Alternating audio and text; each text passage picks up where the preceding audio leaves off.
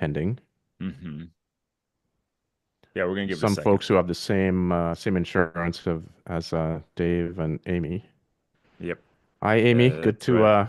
Good to meet informally. She's muted. Hi, nice to meet you. Good to There meet you you go. too. There you go. Unless they're on YouTube watching from there.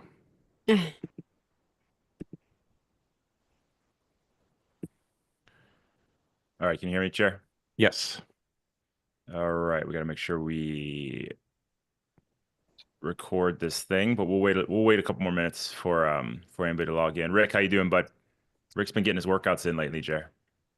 Good. Been Let on me the bike every text morning. Massey because he was very interested in this, and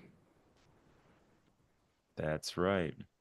he has also same I just insurance spoke as to him. Dave and Amy. I know. I just spoke to him. I thought he was taking a nap. He was taking a nap about 2 hours ago. That's all he does, guys. All the guy does is nap right now.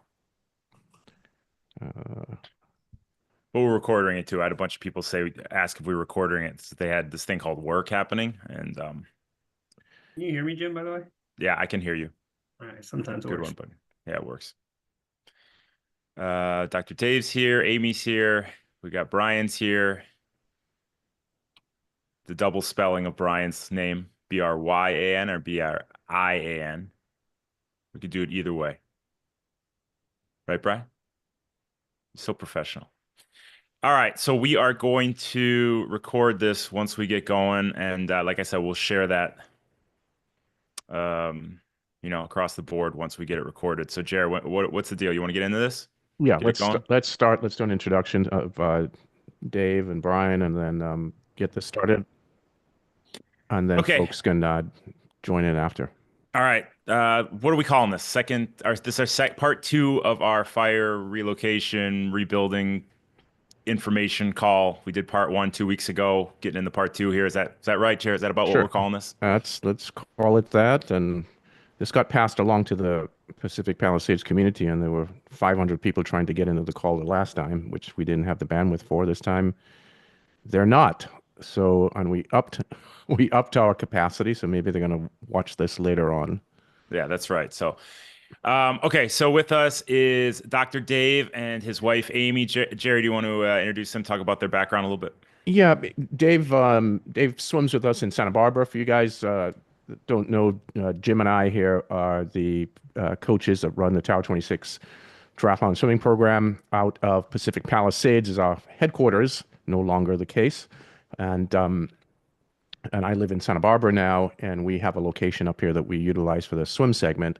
And Dave joined us maybe, gosh, Dave, last year, April or so, right before the Lake Tahoe swim. So almost a year with us. Dave's a insanely good athlete and getting back in shape after a lot of years of not doing much swimming, but just a good athlete. And he's there early in the morning, 5:30 sharp, leaves and goes right to work. That's right. So thank you for coming on, Dave. I think Dave and Amy, you guys have some crucial info to give us through your past experience. Also with us, it'll come in a little bit later in the call. It's Bryan Mione. Bryan is a crushing athlete, triathlete who swims for us, races triathlons for us. I've coached him for a few years now. He runs M1 Builders. He's a designer, a builder.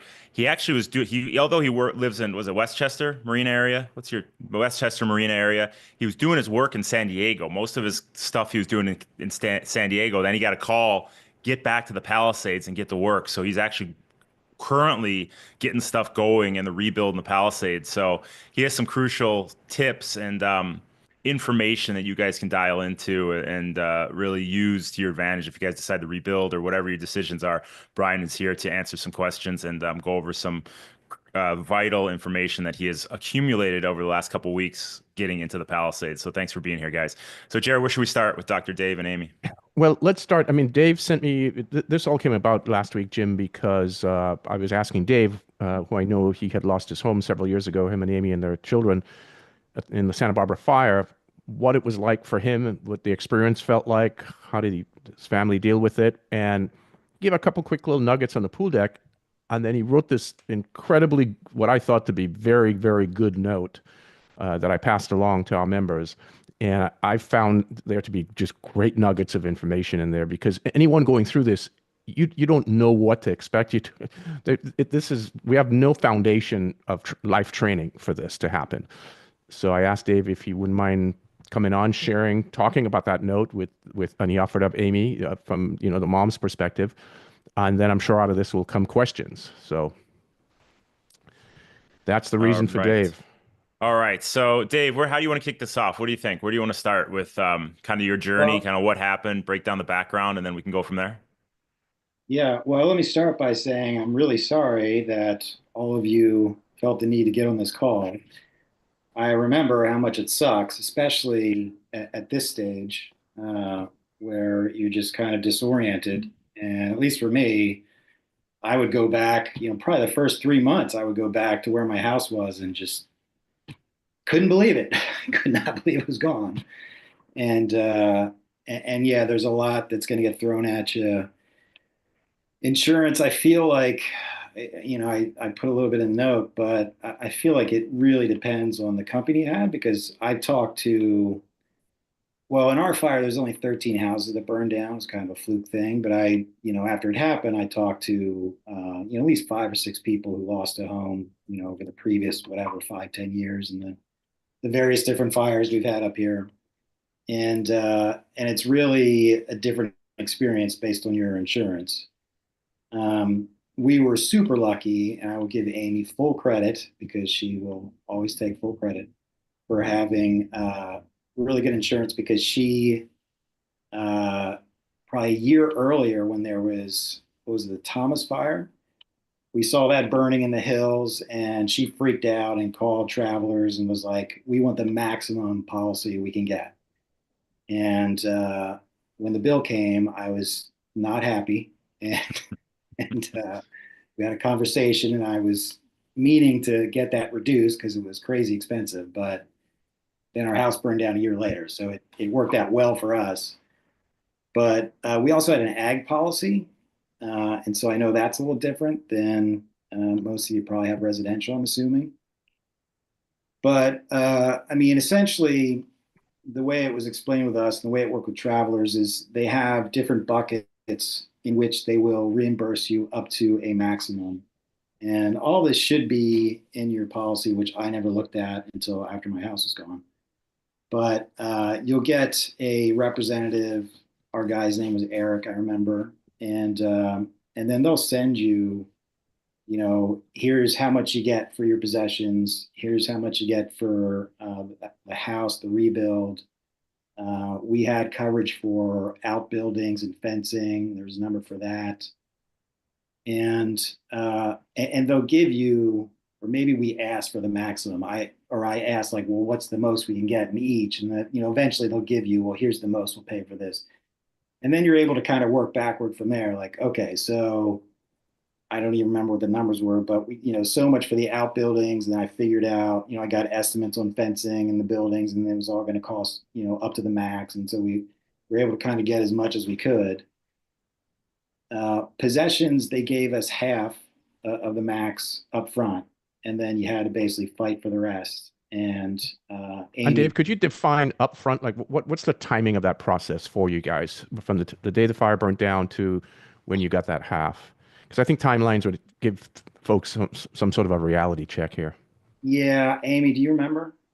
I remember within 48 hours of the fire or so, around 48 hours after, the insurance guy came to our property and handed us a check for like $25,000 and said, "Here, go get what you need right now." And then the bigger check for the half of it, I don't remember exactly how long that took, probably within a couple months, we got a check for half. And I just have to say, like, I'm sorry for all of you guys. It's a really, really traumatic, awful thing to go through. And I know you guys are really early on in the process. And like Dave was saying, the beginning is really traumatic and kind of a blur a little bit.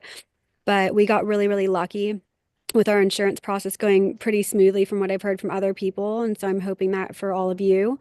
But yeah, they just gave us a check for the rest of, or for half of it within a couple months, and then to get the rest of it, they said I needed to prove everything that we owned, basically. So that's one thing that, like, anytime you guys remember something that burned, anything of value, financial value, start writing it down. That's really, really important, is to have a big list of everything that you've lost, down to like the jewelry and the pots and pans. And eventually, lawyers will probably approach you guys like they did with us from it was a electrical fire like Southern California Edison for ours, and so lawyers approached all the neighbors, and there's a lot of documentation that you'll need for that also. We decided to sign on to the lawsuit. And it's actually just going to mediation in February of this year. So it's a very long process. It's been 5 years for us before it's actually going to go anywhere. But they require a lot of documentation that you kind of need that same stuff for insurance and for the lawsuit. So really extensive list of all the possessions that you have. And I basically called one of the insurance people and was like, we have 7 people in our family. We each had a bike. We had tons of surfing equipment. We had tons of this. Like, we obviously had the max amount. And the lady just kind of felt bad for me, I think. And she was like, okay, we'll just approve it. And so with the list and photos and me kind of begging and pleading, and that's another thing, you really just have to advocate for yourself and not take no for an answer. I had lots and lots of conversations, and you just kind of pester them until you get a yes, if you can. And Amy, the date of that fire was in July 6th, 2018. 18. So we're now 7 years in, and you're now going to have this case brought forward. So it is a long process. Okay. A long process, yeah. Well, that's for the legal stuff though. But Right. we finished with insurance 2.5 years later, basically. 2.5 years. And they did offer us, so up front when Dave's saying you get your bucket of money, your different buckets of money, one of the original things was if you want to just cash out now, and just take cash, we'll give you this number. And it was a lot less than you'd get if you rebuilt. I don't know if that's the same with everybody else's insurance, but that was the case with ours. Because originally we were like, we don't want to go back where our house burned down. We don't, it's traumatic and we don't want to be in that same location. But it was such a fraction of what we'd get if we rebuilt that we ended up going through this 18-month long process, designing a new, like, fireproof house and going through all that. And then in the end, we had spent so much money on rent at a place from the rent bucket. And it had been 18 months and we still weren't 100% done. And we randomly got an offer on our land. We just got really, really lucky. And we had found out it was going to cost a lot more to rebuild than insurance was going to pay. And so it had gone on so long and cost them so much in rent and all the other things that they were like, fine, here, like, if you want to be done, take this amount. And we ended up getting enough for our land and enough from them that it ended up being more than we would have got just selling the house by itself. So in the end, it ended up working out, but it was, 2 years of really kind of hellish negotiating with them, designing a new house. I mean, I have so much to say for anyone who's considering rebuilding, about the process and how long it takes and all of that. If anyone has like specific construction and design questions, I've done a lot of remodels and builds besides that one property. And I can really help with the permitting process and talking about all that stuff, specifically if people have questions. But it's definitely a commitment to rebuild a house. But And you even guys went through a process of trying to rebuild and then decided against it. Well, we Correct? finally got our permits. Yeah, we did the whole thing. It was 18 months of me almost working full time with an architect, a contractor. We were actually in the middle of a remodel when our house burned down. I had been designing it for 2 years. We had just started. The fireplaces had just been redone. Our house burned down maybe a month or two after that. The only thing that was left was the fireplaces that we had just redone. Everything else was gone. And one good thing about that is that we had a contractor already signed on with us. And so one thing that was invaluable for us, actually, that really helped us to get the max amount of money, is the insurance company for the rebuilding process or to buy a new house. Like, you basically have to prove how much it would cost to rebuild your house. So even if you're insured for, let's say, $2 million, $3 million, whatever, they're going to say, oh, you can rebuild your house for 1.7. We're not going to give you that full amount. And rebuilding in California, especially right now, is going to be so incredibly expensive. I would get a contractor or an insurance, those people who fight the insurance companies on that kind of thing. And you're going to need somebody to do this whole exercise. I think we paid our contractor, and he was doing a deal for us because he'd already been working with us. I think we paid him $5,000 flat, and he spent a while, probably a month or two, going through all the bids, all of everything, down to like how many nails he'd be using and all of that, and showed that it would cost over the max amount to rebuild our house. And so with all that, they couldn't fight us on it, and they're like, okay, we'll give you the full amount for the rebuilding. So having a good contractor that's willing to do all that work for you is going to help you guys get the max amount.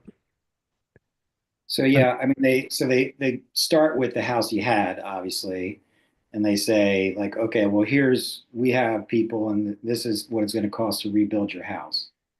But then luckily our contractor was like, no, you can't rebuild that house because all the codes have changed and Yeah. this doesn't work and this and blah blah blah. And we didn't want to rebuild the same house anyway, but we had come up with a different design, but we had to go back to the original design of the house and we had to have him go through and say, okay, well, if you were building it today with current codes, this is what it would cost. And there is a separate bucket for current codes. And I don't know if they will tell you that or if that's something that you need to know about, or your contractor will help you with. But there's a whole separate little amount, which is like maybe 10 to 20 or 30% of the building cost. It will go over that amount to pay for the changes in codes. Yeah, I forgot about that. Yeah, you got an extra 20%. You're right. I'm on a call, baby. Yeah, something like that. So it's really important to have somebody who knows what they're doing, that can fight for you for all that stuff. Yep. Okay, so let's talk about the effect it had on your guys' family. Like Amy, I think you're still pretty scarred from this. Dave, you just brush everything off like it's nothing. I know that. I've seen you do hundreds. You're just like, well, I'll move on to the next one. But Amy, where is your head at afterwards? Are you still in a tough place? Are you still dreading the wind when it pops up? Like, where are you at right now? Um, Gosh, I don't want to discourage anybody, but this is not something you're going to get over right away. It's definitely a process. There's a lot of grief. There's a lot of emotions that you go through, and just like grief in any way, it's not a linear kind of process. It comes and goes. There'll be days where like you're invited to a wedding and then you're like, oh my gosh, I don't have a dress to wear to a wedding, and oh, that dress that was perfect, or you're going to think about things that you lost, or I mean especially the family heirlooms. And when we weren't home when our house burned down, so we got nothing out. Like hopefully, I hope you guys were able to get some things out, but we had nothing at all.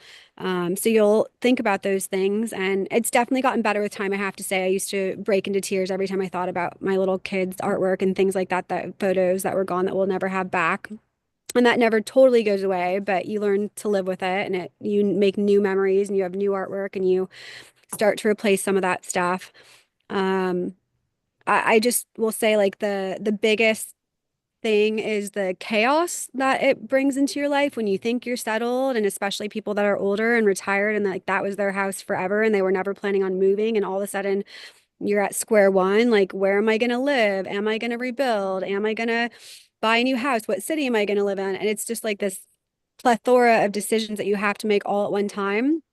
And I would say what I wish I had done is maybe like sit with them a little bit longer and not rush into any new thing. Like, I need to buy a new house right now, or I need to do this right now. Like, if you do have the luxury of renting something like a fully furnished place temporarily, one thing is we've moved probably 8 times since our house burned down, bought and sold, rented, whatever. I accumulated so much junk in those years of like renting places that were not, baby, I, I, I'm sorry. I'm on a phone call. Sorry, my little daughter's over here. Say hi to Beta. Okay, baby, I can't right now. So I accumulated a lot of furniture and a lot of things that we did not need in the end. And I felt really burdened by like, oh my gosh, we have all this stuff from all these different places. And right after the fire burned and we woke up with nothing, I went out to Old Navy. I didn't really know what to do, and we had nothing. And I was like, okay, they have everything I need there. And I just got like carts full of stuff for the kids, for us. A lot of that stuff I never wore. It's still in my closet, or I've given it away. Like, as tempting as it is to just kind of like go out and maybe this is just me, but I went out and I got too much right away rather than using this as an opportunity to intentionally rebuild your life and rebuild your wardrobe and rebuild your possessions in a slower, more intentional way. And it's easy to go the other direction, kind of out of a PTSD thing, but I think you'll really be grateful long term if you really take your time with all that, even though it feels like it would just be so much better to have everything back and everything decided right then. And Amy, how was this for for the kids? They were young. What were the ages of your children? 3, 5, right? Well, was Luna like 6 or Five kids. You have 11 to 3 is the range. See, I tell you these things. I know this. I've done my yeah. homework. I'll That's tell right. you. Okay, I don't remember. It's such a traumatic time. I don't even remember. Yeah, 11 to 3, something like that. I mean, They took it pretty well. They cried and they all had certain specific things that they missed the most. And so we obviously tried to go find that toy or that baseball bat or whatever it was that they really needed. We were able to get into a really good rental with a pool pretty early on, and like threw pool parties for them and had friends over and just tried to keep life as normal for them as possible. But that is hard when you have all these extra things going on that you didn't have before, like, all these extra decisions. It just really takes up your mental space of all that stuff. And so I guess it's just try your best to balance being there for the kids and making life as normal as possible for them. And I'm not saying it's easy. You might need to hire some help with like some aspect of your life because it's just a lot to juggle all at one time. And the needs of a 5-year-old, a 3-year-old are going to be different than the needs of an 11-year-old. So you're trying to be conscientious to, you know, trying to take care of yourself because you have to take care of yourself so you can take care of your children. But this must have been Yeah. a very difficult period, especially those first 90 days, I would think. I have Well, to say they all had some trauma. One thing, they all had trauma and some crying and stuff in the beginning, but once they get like their favorite things back and get settled into a new place and their life goes on with their school and their friends and all that, I think they're more resilient than the adults, honestly, because it's us that has to carry like where are we going to live and what's going to happen, and they're just like we're in a nice place and our lives are going on like normal, and they seem to kind of recover from it better than I think we have. yeah, Yeah, kids in general can be bought, as you know, and especially our kids. And yeah, so, they had an amazing Christmas that next yeah. Christmas where they got, a ton of stuff. And what would happen is like 6 months later, one of the girls would be like, burst out crying, "Where's my ABC doll? I miss my ABC." Like, what Yeah. is the ABC doll? We'd have to figure out what it was, and then we'd have to get one. But yeah, I mean, after a year or so, I'd say everything was, what Yeah, has. and I think what Amy said about like being patient, giving yourself time to accumulate what you really need is crucial because I see I'm talking to a lot of people right now and it's hard. You go from everything you need right there, right in your house to nothing. You just want all that stuff back right away. So that's some really good info. Dave, what about you? When it first happened, like, where was your head at? Like, where did you want to go right away? Um, I wasn't completely freaked. We had so much crap. We had just sold a house and our garage was packed full of stuff, and we were trying to figure out how to get rid of a lot of it, and then it was all gone. It was a little bit of a relief for me, actually, because Clean, self-cleaning. Were you just like, okay, let's rebuild right away. I want to go right back to this spot. I'm going to show that fire who's boss. Where was your head well, at in that?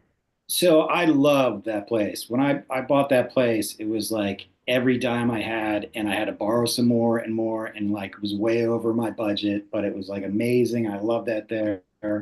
And so I was like, we got to rebuild. And uh, especially after we were given the option of, okay, if you don't rebuild, here you go, you're getting half. Then it was like financially, it was no brainer. Let's just rebuild.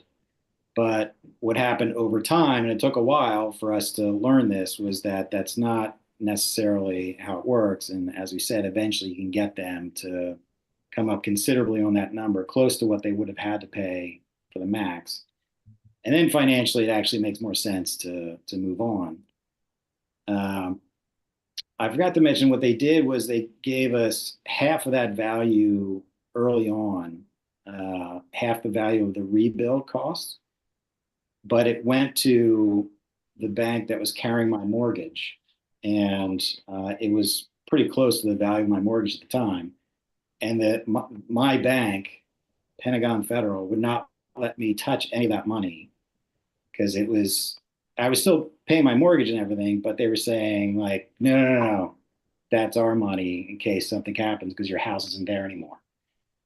And and so eventually, once we decided to move on, then that finally got released, but it wasn't until all the paperwork was signed and everything. And how long did that take when you got that half amount? What was the period of time from I buy feel like date that was to? pretty fast. I mean, within I think the first month or two, we had that, and then they gave us half the possessions. I think within the first month or two, It wasn't that long because we were still kind of head spinning, trying to figure things out. And then the money started coming in. It was like, okay, that Hmm. helps. So it's fairly quickly then. So that gave a bit of some comfort and a little foundation back in place, I would Yeah, think. I mean, like I said, for the people who have travelers, I mean, they were great right up until we had to prove, Right up until they weren't. everything to build. Then, that was a negotiation, whatever. It wasn't hostile or anything, but they weren't, they were looking to save money on their end and we were looking to maximize things. And in the end, I think it was neither of us was super happy. So it was like the perfect deal. I feel like we really came out on top and we really did well with them. And the guy was really nice and helpful and communicative. And like there was only 13 houses in the fire. Not all of them were travelers. You guys are in such a different situation with so many families all at one time and insurance being flooded by these requests. It might be a very different situation. So Yeah. yeah, that's Okay. Good stuff. Good info. And by the way, they dropped us obviously after that and said we were never allowed to use travelers again. So Thanks, guys. See ya. Have a nice life.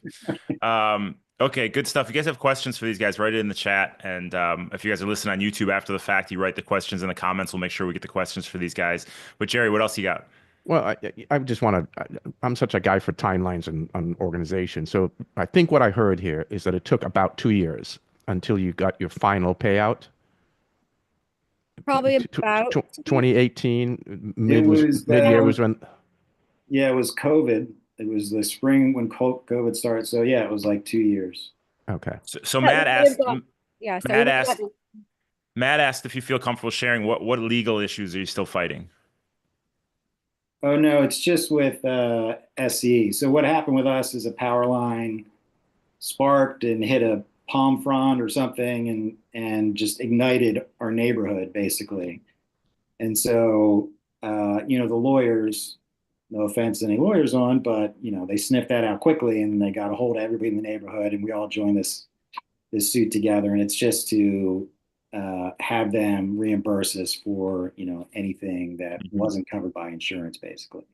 And Okay. that's, as Amy said, supposedly that's going to arbitration next month. That's 7 years later, but we've heard that before. So I mean, this could be another 10 years. Who knows? So knowing what you know now and what you went through and you spent a fair amount of money, you put it in the note, a few $100,000 with plans and getting ready to rebuild and going through that process. And I'm sure there's a whole lot of emotion for Amy sort of and yourself rebuilding. You're going to rebuild your dream house now, get the opportunity to do that. But for some reason, I guess maybe it was financial, you can explain, you decided to then just you completely did a U-turn on it and kill that idea. If you have to do it all over again, what would you do, and why did you make the decision to switch out, to not do it, not go through with the rebuild? well, Well, I'll go first. It was almost all a numbers game for me, and I wish that I had just cut loose earlier. At the time, I didn't. What I learned is that at first they said, okay, if you just want to move on, here's the number. And I thought that's what the number was. But as I learned, no, you can fight that and say, well, wait, you were going to have to pay this to rebuild it. And so give us this minus, some percentage. And that's ultimately what ended up happening. But I didn't know that was an option in the beginning.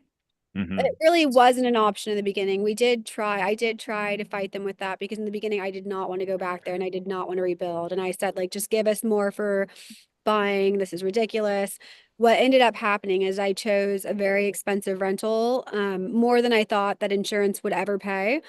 But we had a 12-acre property with a large house, and there was no houses the size of our, no, there was no properties that were comparable at the time. There was a bunch of people, other fire victims from the Thomas Fire, renting a lot of houses in Santa Barbara at the time. And so there was very limited inventory. So they ended up having to pay way more for our rental than they thought.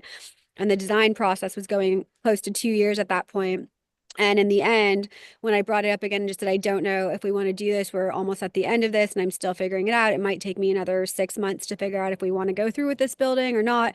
And he's like, okay, we're just going to give you a higher number. We had no idea it was going to be this expensive and take this long. He just kind of was like the numbers game ended up not going in Yeah. there.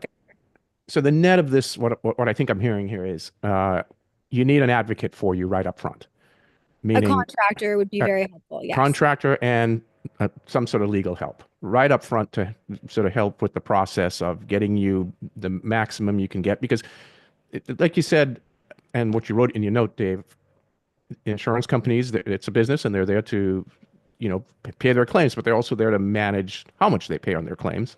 And you're there to try to maximize how much you're going to get. So, and you're super emotionally involved. Obviously, it's your home that's lost. So it's a little easier to have an advocate for you going through this process. So that would be uh, two people, it sounds like, right? Someone who's doing all the homework and then also somebody on the legal front, perhaps. We Yeah, didn't I mean, have I a wouldn't, legal person.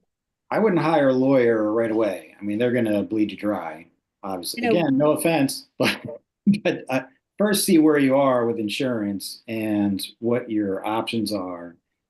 And the contractor is going to be necessary at some point for sure, because you're going to need him to or her to say, look, this is what it's going to cost to rebuild this house today. Because they won't give you that number. They're going to give you the number from 1965 or whatever.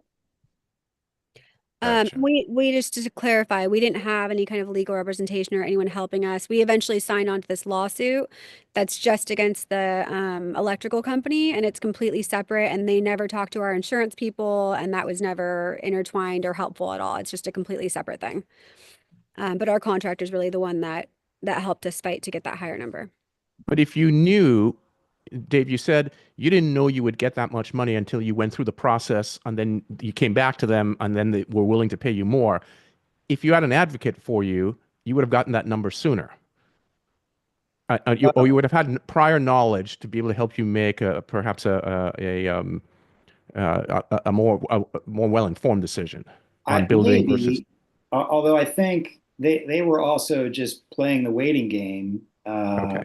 I mean, they were under no obligation to do anything they didn't want to until they had to, basically. So, as Amy said, we got it. So, one thing I should mention that was important is we got that house because they have to match the number of bedrooms you have when they find you a rental.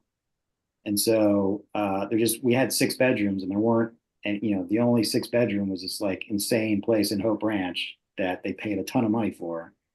And because of that, uh, the bills were adding up on their end. I mean, they were paying a lot to put us up there. And all of a sudden it was like, okay, well, if this goes on for another 2 years, they're going to blow through the max, and so it was a numbers game on their end too, saying, all right, well, we'll Got give it. you this thing. Gotcha. So they Jim, may not have done it in the beginning. I don't know. Yep. Jim, would this be a good place to bring Bryan in? I think it would be amazing And because he can answer some of these, and then this may lead back for the questions. Bryan's got a whole PowerPoint going. Bryan is designer, builder, contractor. He was working, like I said, he's working in San Diego. He got the call from the bullpen, come up to the Palisades. He's needed up there bad. So he's already working in the Palisades. Am I right, Bryan? You're already got some stuff going in the Palisades. You're formulating your team.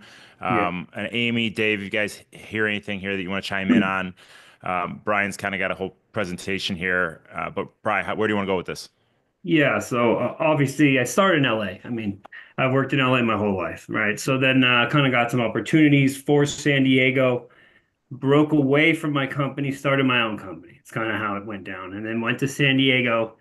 And it's funny because then obviously this happened and my old boss literally called me and said, you got to come back. I know you went to San Diego, but I know you. I need you. I need your energy. I need your drive. You're going to bring this home for us. I need you to quarterback this rebuild.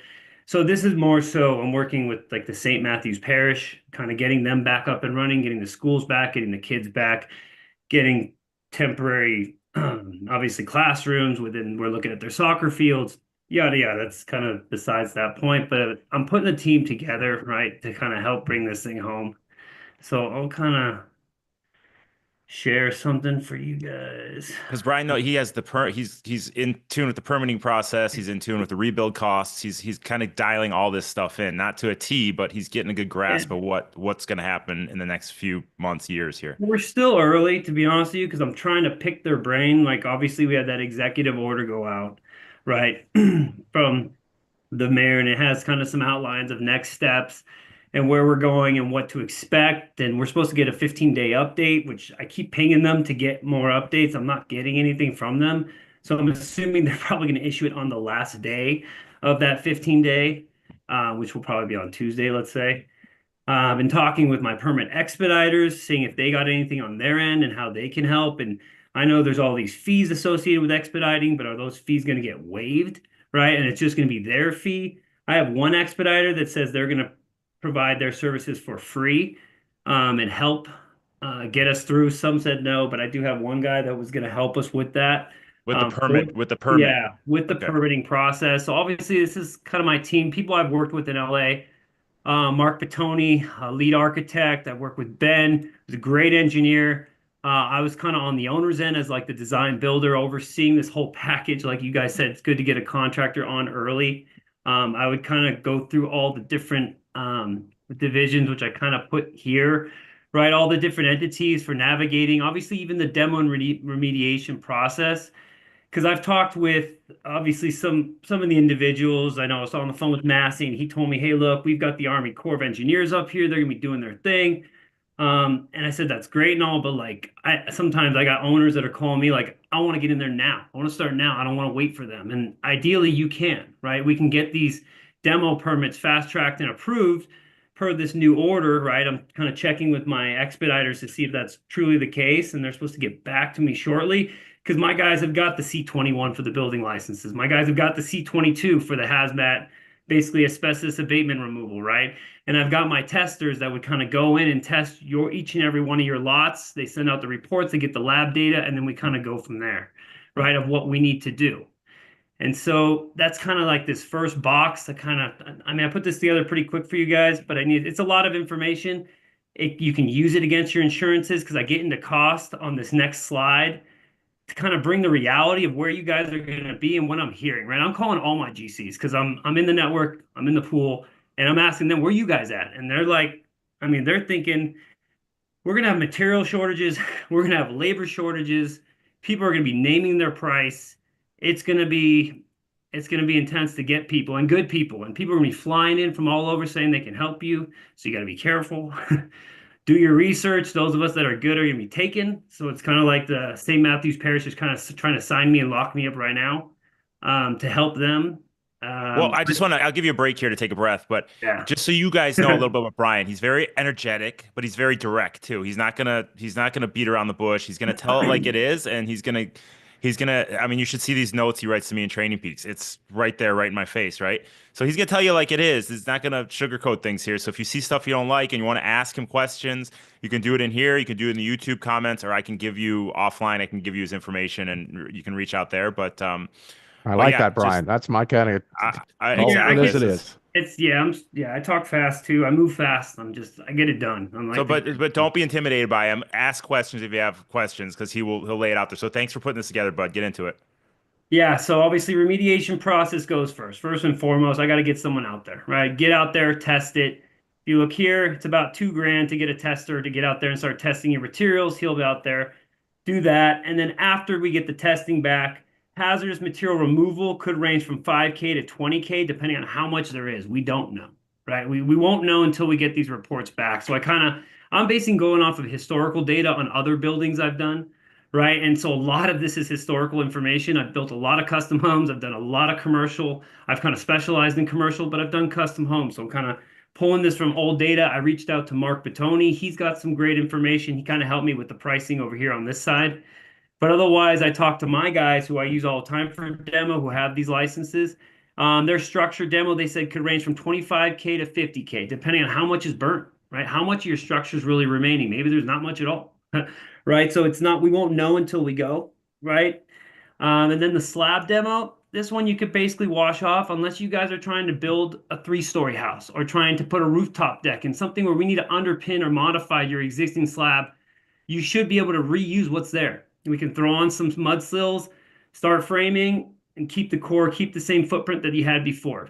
Fire doesn't really damage so much so the concrete, so I wouldn't worry about that. We got the pool demo, obviously, if you need it or have it. Landscaping, tree removal, hopefully. Just these are some basic round costs you guys can kind of look at to get an idea.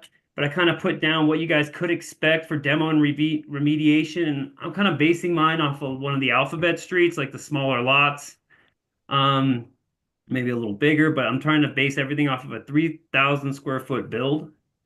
and what you could expect for design costs. This is obviously on the higher end because you guys are the Palisades. I would have a much, like, obviously I put even a link to kind of what the 4th Street project that Mark Pittoni did, is obviously one that I'm kind of referencing as like a rebuild, but this was a spec. So, but this is something he did, as like a reference for price per square foot of what I would expect in the Palisades, for cost wise. And what he built here, right, we're at like 600 to 800 a square foot. You could expect to be at 1,000 to 1,200 a square foot nowadays, right? I'm just reality of where we're at right now with the material shortages and the labor. So you guys take a look. I'll obviously send this out. I put the link on there, but that's kind of where we got to, like where your estimated costs all in, what that price per square foot would be, and how it would break down. You have design, permits, and construction, right? So it's, yeah, it's not the best news, but I mean, it's the reality of where we're at. Yeah. And then obviously design and engineering, how I came up with that 480, it all breaks down. You've got your architectural fees of 5 to 10%, engineering fees of 2%. You've got a surveyor that's got to go out there, hit you for $3,500 to get you spotted and dotted. You've got your utility inspections. I don't think it'll be much. I'm hoping you'll just get away with the camera and just some on site for some checks. You got soils report. That's always one you can maybe avoid if you're keeping the same building footprint. You've got landscaping design, interior design, civil engineering, and then obviously your energy consultant. So Do you think So you need that all the a survey fee, although your lot has already been surveyed and already been marked in you the might past? not. No, you might not. That's Okay, what I'm saying. If we keep our building footprint the way it is, and you're saying I'm building right on the same thing, then no, you shouldn't need it. got it. But you're going to need a plot plan. You're going to need your architects to pull off something. You're going to need a civil plan. You're going to need something, right? So your architect may be able to get around it. It's just like I'm just kind of putting it all out there. Of basically, this is where I'm at. This is what I expect. This is what I pay. This is what happens when you start from ground up. So Gotcha. that's kind of where you're at. And then you get Jim? to the permit fees, which obviously I'm hoping the CEQA study fee is gone, right? Because this was something they were waiving, is that review process. But these guys, I don't know, the city of LA, they still want their money because it doesn't really go to the review process, right? It goes towards their whole environmental. And what is what is It's CEQA fee? CEQE. Yeah, it's basically over here. So this is the California Environmental Quality Act Review Board, right? This is where you submit your plan and they want to make sure. So you can go to here for the executive order and it'll kind of give you details and you get into obviously the nitty gritty of what it is, but this is the review, right? That cost, let's say, is all these environmental fees. It's just how is your building impacting the environment, right? And we want 12 grand. Sorry. So it's kind of As opposed to how the environment impacted your building. Well, good one, Rodriguez. You're on, buddy. Like, Well, it's I got to pay you $12,000 now after you didn't take care of your stuff.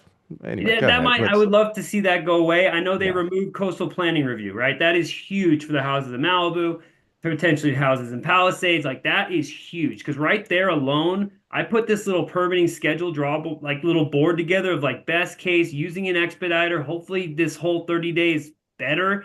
But like you, just that one coastal review, that could be 2 years, 2, 3. You could be stuck there forever, right? So that's gone, which is amazing. This is gone, which is amazing per this executive order, right? And they say like local discretion review process to ensure 30-day plan approvals. I would take that with a grain of salt. They're about to get hit with like 10,000 submissions. They can't even handle what they have right now. They can't even. I don't even know how. I have no idea how this is going to happen. So the whole 30-day thing, I don't know so much about. So, I mean, it says it, but I don't think you can hold them to it. So I put 5 months here, right? Good thing is they'll let you demo right away while the design's going. Once the design is complete, let's say month 3, you can start the permit process. Because I was talking to Mark of how long he thinks he'll kind of do it. He said 3 months he could punch out a house to try and get you guys approved and designed. Obviously, it's up to the owner, right? The owner takes longer, changes their mind 10 different times. It happens. This thing can drag out forever. But ideally, if he can coordinate with an owner, he says he can get it done in 3 months. The permitting process, I put 5 months. right? So that's kind of this little bar right here. That's using an expediter. Traditionally, it's like 8 to 10 months to 12 months. Could go over a year depending if you keep trying to push it. So with expediters, they say they can cut 30 to 40%, 50% even of your permitting time is kind of how they preach if you go to their websites or talk to any of them. So if you were to hire an expediter and use their services, you can expect, let's say, 5 months, right? So I kind of have that here. And then construction. I mean, if I could build this thing and you ain't changing the plans, I mean, I could probably do it within 12 months, right? A year, maybe a little longer, but I'm trying to put 12 on this. So overall, let's say 18 months start to finish, right? But then you've got Mr. Steve Sobernoff, who says we can't start building for 12 to 18 months. I don't really know what that was all about. Kind of heard that from Massey, but that would put a damper on this whole thing. Do you think the air, now I heard after I put this out on Instagram that we're gonna have this call, I got a note that's saying, you know, in the burn area, there's gonna be remnants of smell, ash. It's gonna be years before that all clears out. Is this any kind of concern that anybody should have that's starting to rebuild? Do you have any idea about this? Me personally, I Yeah. mean, Yeah. is it going to bother you? Probably. I mean, is it going I to mean, smell? Yeah. is is eh, yeah, I don't know how to get rid of it. I'm going to clean as much as I can. yeah. Well, you're building a new house. But He you're was going to be just right saying next the to a area. house that you're going to probably be right next to an owner who's like, I'm not rebuilding, right? And Yeah. so what are you going to do? That's going to smell like ash and burnt. Let alone your kids are probably going to run over there and want to play in it, right? It's Yeah. like it's going to be a little interesting on that front. Yeah. If not everybody rebuilds, what do we do? And then obviously the Army Corps of Engineers are going to do their best to clear everything out, but they're talking about getting wet ink signatures from everybody and running around like we're back in the, I don't even, but Yeah. Brian, Mona has a question of what is the cost to work up a plan like you have here for the estimated budgets? work up a plan. It says, what's the cost to work up a plan like this for estimated budgets? So I guess, Mona, if you want to unmute and you can ask him the question. Is Mona still here? Hi. Yeah, Yeah. I was just wondering what would be the cost to work up a similar plan for our properties to, even if you're using it as a negotiating tool with your insurance company, or if that's maybe what you end up doing. Yeah, wasn't thinking that through. Definitely, that was a curveball when when David brought that up. I was like, Yeah. that's a good point. They're probably going to ask that question, and I have not prepared for that. I don't even know. 2,500 seemed really low, or 5,000 seemed very, very low for the back and forth and counting of nails and doing all that, especially with the influx of people. But I mean, if he got the job, then I could see that, right? If I like normally on something like this, overseeing an entire project from start to finish and handling all these different entities from design coordination to navigating the regulations to coordinating the different divisions to going through the city and all that. I mean, usually it's a 1 to 2% overall fee if you want to hire someone to manage that entire process and go back and forth with the adjusters to work through. It's a 1 to 2% on construction is usually how it's penciled, but I have never actually work through that, which would be more than, yeah, obviously $5,000. But if you're guaranteeing them the build, like, hey, then I'm going to use you as a contractor, then obviously there's some benefit there to where that's where he's going to really make his money, right? So do you think by them coming out and saying, okay, we're putting a one-stop shop right in the middle of the Palisades where you, the contractor, can go get all the permits, do you think that's going to happen? And do you think that's really going to help this process speed along? Well, that's what they say is going to happen. They're literally saying that this is it right here. They're going to have a disaster recovery center. That's what the executive order says, right? And they're going to have all these entities there for a one-stop shop. You're shaking your head. Okay. Yeah, I mean, they say a lot. They're politicians. I mean, I don't know. I'll show up. That's what I do. I'll just show up and be like, hey, and I'll just have it. And they're like, yeah, about that. And I'm just used to like, I don't know. I know I want to see action, right? And so I'm waiting for this update. But yeah, I'll march right in there, like right, and I'll have this printed out and ready to rock. So right? what do you have? 30 days right here, so I can kind of show you this. But this is what you guys can all download. It's a link, obviously, that I put in the PowerPoint that you can go through. But this is what they're telling us, right? So for what it's worth, Santa Barbara is super difficult to get anything done. If you want to do any sort of remodel, whatever, paint your house, they're impossible.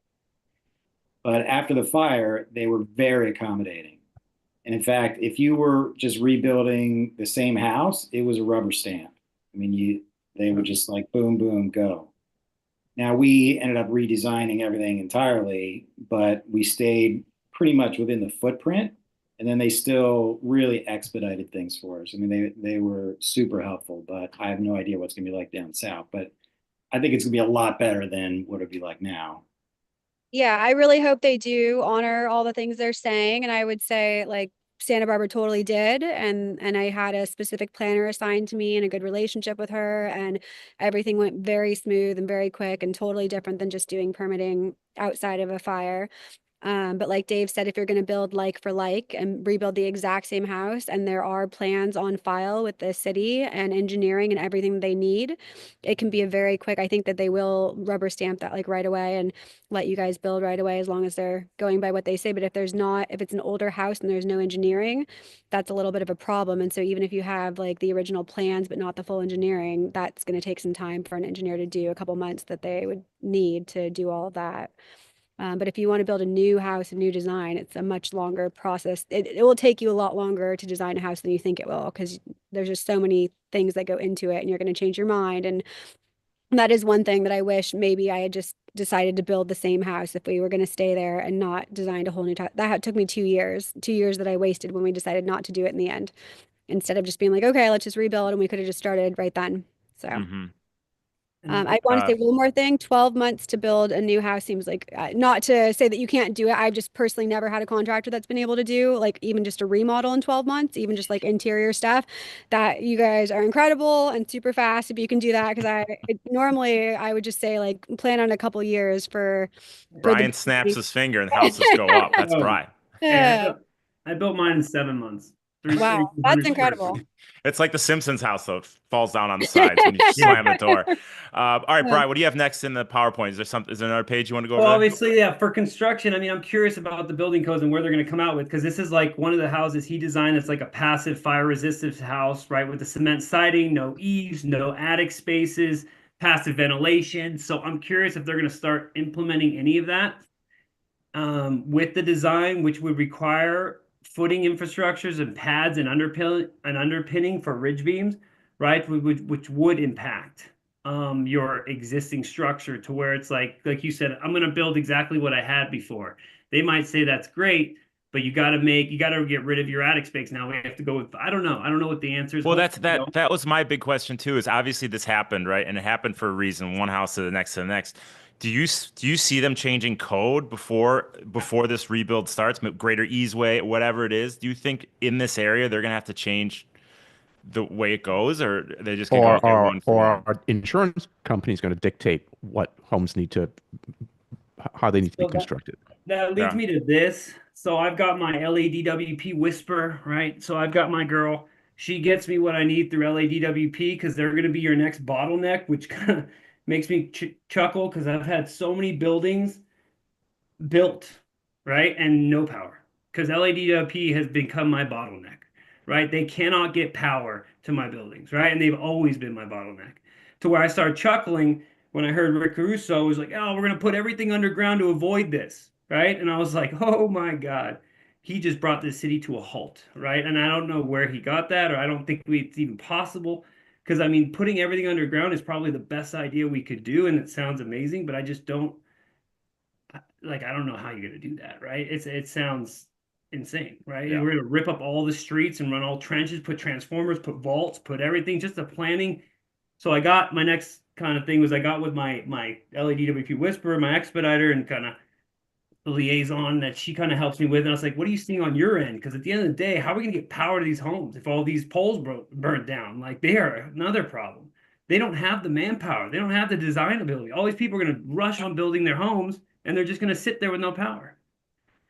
And she started chuckling. She's like, yeah, I guess we haven't really thought about that one. I was like, well, they need to. Like, where's their order? Where's their executive order? Where's their info? I need that. I need it now. Like, I need to know what I'm dealing, what I'm up against. So she's working on that for me to see if she can get anything. But otherwise, she said she did find out that LADWP, Edison, and PG&E are all working together for the new plan and design of the Palisades. That they're going to start working together to get this going, which sounded amazing, right? More hands on deck, as well as they're reaching out to all the local contractors. They're not going to in-house all these services. Because I used to oversee Herman Weisker Power, who did all the overhead lines, right? That's what they were. They were third party to the utility to do what they couldn't handle. They would just get their overflow. So they're going to start reaching out to all those guys to start getting all those poles back in and start getting all these lines pulled so we can get power to these buildings.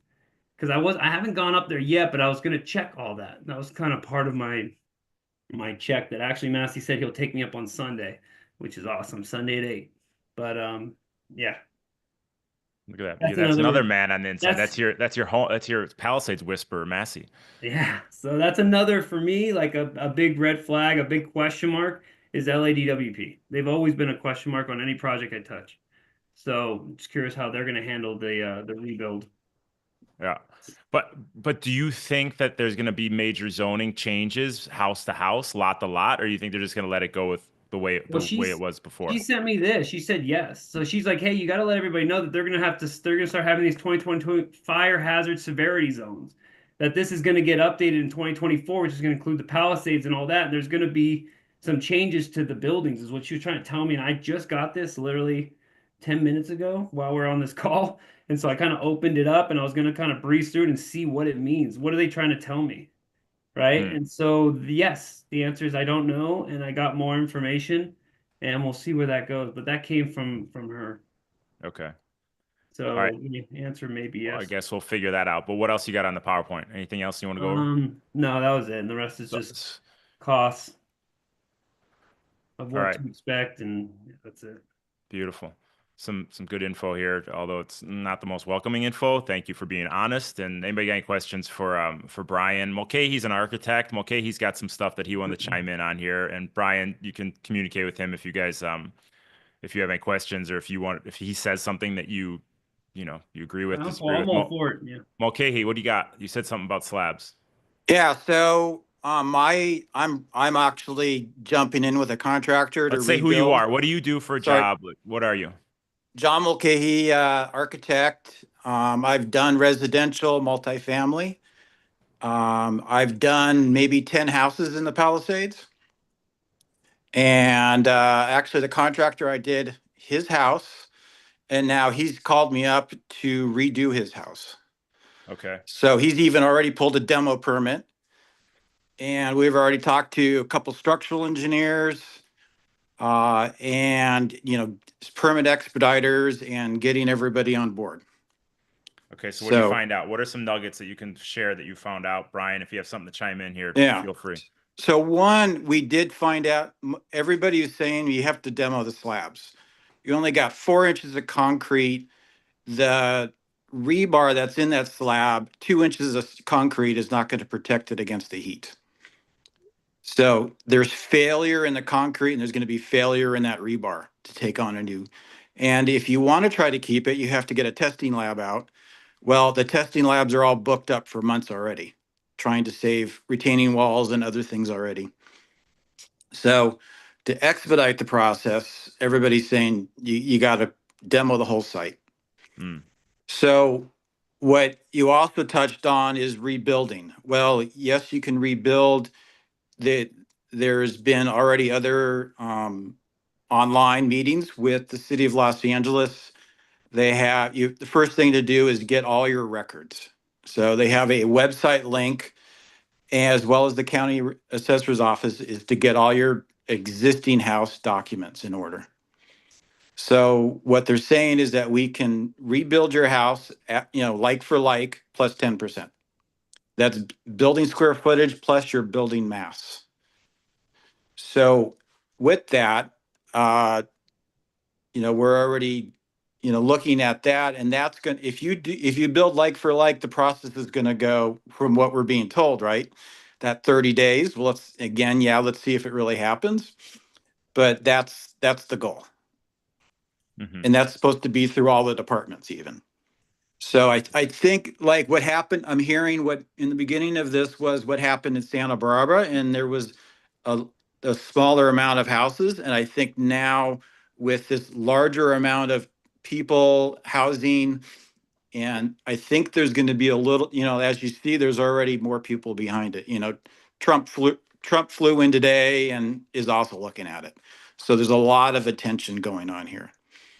And a lot of already have been contacted to rebuild existing homes. So they want the same plan. They just want to update everything and get it into the building department. So, yeah. So I've already got teams of people looking at that and irons in the fire to, even in the next 30 days to get plans put together. Okay. Well, John, I think you need So- to talk to Bryan. Bryan, what do you got? Yeah. Bryan, I saw Bryan taking notes there. I think he learned something. Me? Me? No, not you, Massey. I'm not talking. Massey, you stay quiet. I have a question. Yeah. Okay, well then you can unmute. Go ahead. Mione, so I want to understand the two-phase demo process. So as I understand it, the first phase, the EPA is in there right now doing environmental testing. Once they give you a placard that says we've tested and it's clear, you don't need to wait for Army Corps of Engineers. You can have you come in and start clearing stuff out of one's property. Is that accurate? Yeah, that's what my demo guy said, because I asked him that exact question. I was like, can I get you in there now? He goes, yeah, I have my license. As long as it's privately funded, you want to pay for it, I'll be in there tomorrow. Right? That was kind of what he told me. But you have to have that placard first that the APA has Well, looked at your site and everything, right? Well, his guy, he's got his own testing guy, right? Anybody, you can send whoever You you can- want up there, right? They'll test it, send it to the lab, get back a report. He'll have that report, but he has the different licenses. Like he's got his C21, like I said earlier, with the building demo, and then the C22 is the asbestos, and then he also has his hazmat license for any lead, PCBs, lithium ion, right? So he's got all those licenses ready to go. He just needs to know what's there, right? And where is it, right? That report will tell me where to go and what part of the site they tested and where they found it. Because we do these reports all the time for buildings when we demo.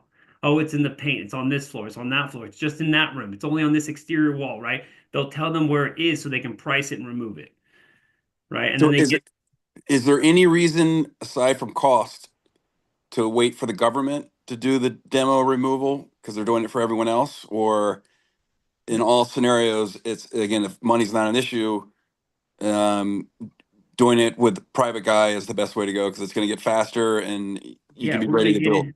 That would be my understanding. You're just getting in, getting out. And like you said, well, I have the insurance. I already have this much money. Use it or lose it. Let me use it, right? And let me see what it is. My guy will come out. He'll price it. And you say, yep, I got it. Let's go. Right? That's basically what I have in my limit. Yeah. Otherwise, you have to wait for 5,000 people in the Right. area to get their lots cleared before they think about doing yours. So yeah, like I said, with the St. Matthews Parish, they're kind of like, Bryan, because I asked that question, do you want to wait? And they're like, no, just go. Just go, get it done. We'll gather all the bills, we'll submit it to our insurance when we're done. But we need motion now. These kids got to get back, right? And so he were kind of just pushing me on that. And so we're kind of supposed to meet tomorrow. But yeah.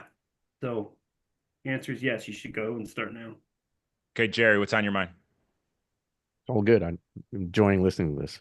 That's Very, good conversation. very educational. Yeah. But I went to it's- Bryan before Massey cut me off. I went to Mione based on what Mulcahy said. What any accoutrement onto what Johnny said?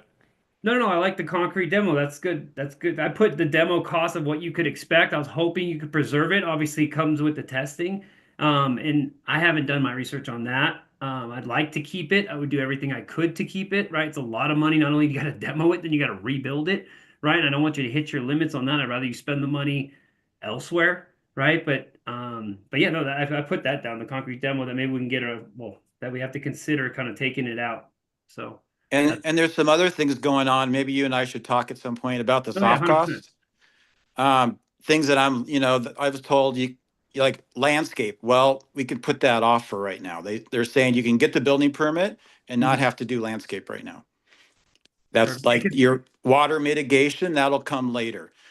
Civil engineer, they're waiving that. You don't have to do your water, board and all that. You just Yeah. show your 2% to the street and, go. And you're running all the same So- main lines, right? As long as you're tapping into your same mains, right? That's usually civil will show your sewer, water as well. Yeah, but even I'm talking residential, like contractors will take care of that.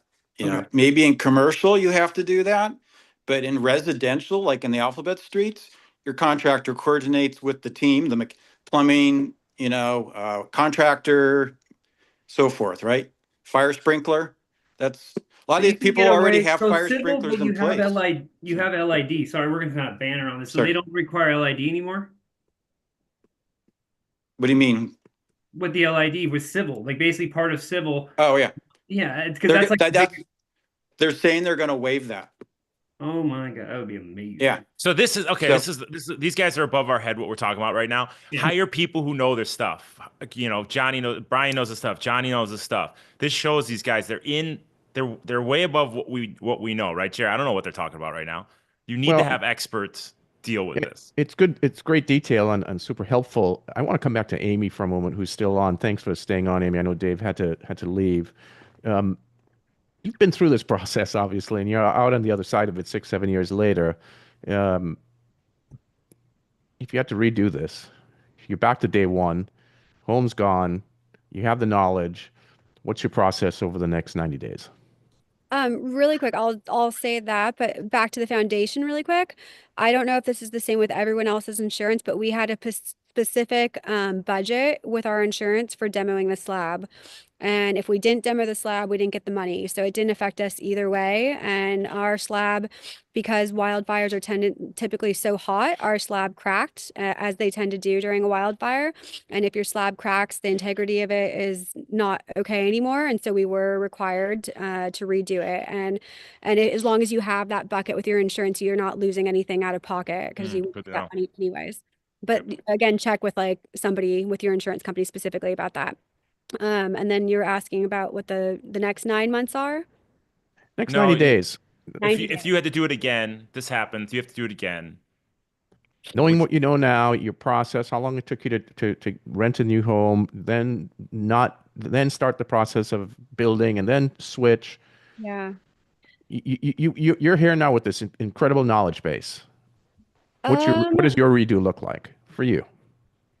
I regret how many times we've moved and how much I've changed my mind about everything. And I wish I had honestly, I wish I had just found a house that I really liked right then and just bought a new house and moved us into it and never moved again. We've moved our kids so many times and changed our minds so many times. And if you're gonna build like for like and you're not gonna have PTSD being back in that same neighborhood and back in that same area, because I have to say, every time a fire's blown through Santa Barbara, I still worry. And I know the Palisades area was an area that probably people did not think the fire would ever get that far and to Malibu, to the beach. Like, I really feel like kind of nowhere in California is safe. I mean, a lot of neighborhoods just with the Santa Ana winds and our climate here. You really have to think about even staying in California. Honestly, I still think about it like, gosh, is there anywhere safe to live and where can we go? And I would just think about where you're going to feel safe. And if you don't think you will feel safe there anymore and it's going to be a stressful situation, I would not go through that process and rebuild and then have to like be like, oh, you know what? Now I'm having all this PTSD and now I want to move.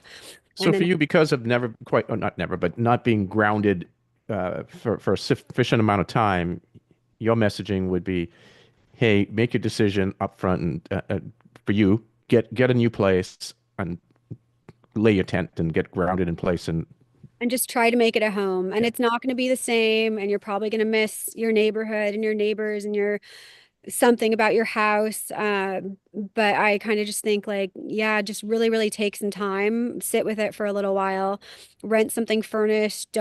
I would not recommend renting an unfurnished place and having to buy a whole bunch of crap that's just temporary that you're not going to need. It just really feels like such a burden. So if you can stay in a hotel or something furnished for a little while and just sit with it and think about it before you rush into it. I guess it's not a big harm to go ahead and get your permit, your like for like permit if you're thinking about it. And then you can still get that all started and clear your lot and all that stuff. Because eventually if you decide not to rebuild, you'll still be able to sell your land at some point. I know that's probably not anything anyone's thinking of right away, but eventually that will be something and you'll have to clear your lot for that anyways. So you might as well start that process. But yeah, I would really consider what you want to do and just try to stick to whatever it is, because moving a bunch of times, not ideal. And in those first 90 days, what sort of financial burden were you feeling? Because Dave mentioned that, you guys had sort of pushed the limit, which I'm sure many folks in the Palisades do, because homes are expensive there. So new homeowners have, you've kind of maxed out your capacity. You're in your dream home like you guys had. Did you feel like you were drowning for a while, or did insurance, they were so quick? You said within 48 hours you got your first check, or did you start feeling comfortable sooner? Yeah, we were very lucky in the financial realm that insurance helped out soon enough, and my husband's income was high enough that we were not so stressed out about that kind of thing. Okay. I know some people in this specific fire probably had the FAIR plan. Some people might not have been insured, and that's a completely different situation. And my heart goes out to anyone in that situation because I don't know what I would have done. And we currently only have the FAIR plan. That's all we're able to get in our current house right now. And I've thought a lot about, oh gosh, if it burns again, and that's all we get. Because with the FAIR plan, from what I know, you only get the cost of rebuilding. You don't get the possessions cost. You don't get the cost for housing, temporary housing, and all that stuff. And so that's just like a whole different ball game that I have nothing to offer for that. I don't know what to do, and I'm so sorry. Okay. Well, I shared Johnny's email in there, and obviously Bryan had his PowerPoint and his emails in there as well. But Amy, you can't thank you enough. Tell Dave when you see him, can't thank you enough. Jerry, thanks for putting this thing together. Anything else from you, bud? No, very good, Amy. You're outstanding. Okay, if you guys want to watch You're this, better than Dave. Bottom line. you know what? I'm telling you, Amy should be on our show, on our podcast, because she is so well spoken. So, Amy, you got a job on a triathlon podcast whenever you want. Oh, But thank you. Bryan, any last words from you? Anything? Matt, not Massey, Mione. Whenever I say, I'm always picking on Bryan, but Massey. So, okay. So this will be on YouTube. You guys want to watch it again? You want to see any other parts? Mione, is there a place that we can get that PowerPoint out, or is that for your eyes only? I guess we can look at it on YouTube. If you want the PowerPoint, email Bryan at m1builds.com, and any more info on rebuilding or anything like that. Is that the best way to get in contact with you? Yeah, the email is the best way, and I'm here to help, obviously. This PowerPoint was put together to help you guys in any way it can. I'll give it to Jim. Jim, I'll email it to you, and you can kind of shoot it out through the Tower 26 blast, maybe. Yeah, okay. And then put it wherever you want, yeah. Okay. And Jim, I'd like to say hello to Jason Ping, who I see is on here. Jason, haven't seen you in a long time. This is not the circumstance we'd like to see you under, but Yeah, I see that. sorry, I would see that sorry guy for in what's happened. I would see I Jason. always trying to go back to swim. Look, guys. I would see Yeah. that guy. I would see Honestly, Jason I and don't- Ralph's and our Ralph's all the time. I guess that's not going to happen for some time. But Johnny Mulcahy, what else you got? Well, I just want, and I'm sure what Bryan is the same thinking as me is we want to rebuild Pacific Palisades. Yep. So I think that's my heart is there, and I want to do whatever I can to help the community and to do it as easily and quickly as possible. There you go. So, I'm sure that's, I'm putting together things like what Bryan's putting together, working with a team. And I think there's a lot of smart people jumping in there. And we really want to rebuild Pacific Palisades. Yep, that's right. All right, that's our home, that's our love, and that's where we practice our passion. So, Jer, go. Yeah, could our Tower 26 members who are on this call stay on just for 2 more minutes, and Yep. so I can All right. get So some if news. you guys want to watch this again, it'll be on the Tower 26 YouTube channel. You can tune into it there. But thanks for joining, everybody, and pass this along to your friends. I think we went over some crucial info here. So thanks for coming on board, and we just wish you guys the best of luck. We love you, and we're with you every step of the way. Bye. Okay, Thank you, you. Amy. If you have any more Really questions, appreciate it. I'm happy to do phone calls or emails with people if anyone needs anything. Beautiful. We'll forward it your way. Okay. Thank you. Bye. Good luck, everybody. All right. Thank you. Bye.